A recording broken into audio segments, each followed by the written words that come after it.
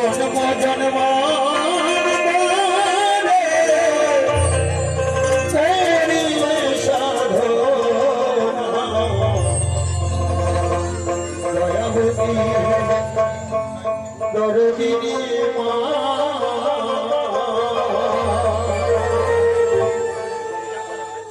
মামা সত্যি গর্ভধারিণী মাকে আমরা দয়াবতী মা বলি, তাই তো? একটু আপনাদের উড়িষ্যাবাসীকে আমি শত সহস্র ধন্যবাদ করি। আমার মন বিবেক বলছে এখানে সেই ধরনের কেউ নেই। আমাদের পশ্চিম বাংলাটা শেষ হয়ে গেছে। গর্ভে যেই মা সন্তান ধারণ করে প্রসব করে লালন পালন করে সন্তানকে ছেড়ে দিয়ে স্বামীর দুর্বলতার সুযোগ নিয়ে অন্য পুরুষের হাত ধরেছে চলে যাক, ওদেরকে মা বলা যায় না রাক্ষসী? তাই তো অনেক মা এরকম আছে, কিন্তু মা সবাই হতে পারে না। মা শব্দটা আলাদা জিনিস। সত্যিকার যারা মা, মায়ের এক ফোঁটা দুধের শোধাবে না কোনদিন, জন্ম জন্ম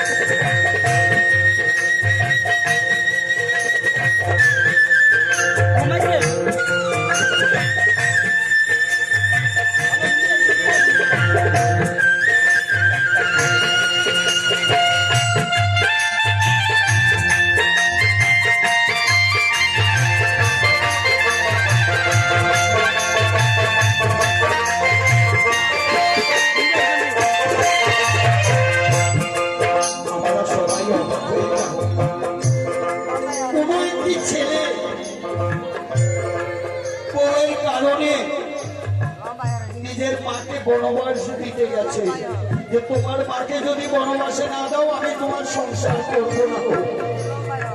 বৃদ্ধ মা জানে না, ছেলে বলছে মা চলো কোন জায়গায় ঘুরে আসি। অঘোর জঙ্গলের মধ্যে নিয়ে মাকে বসিয়ে দিয়েছে।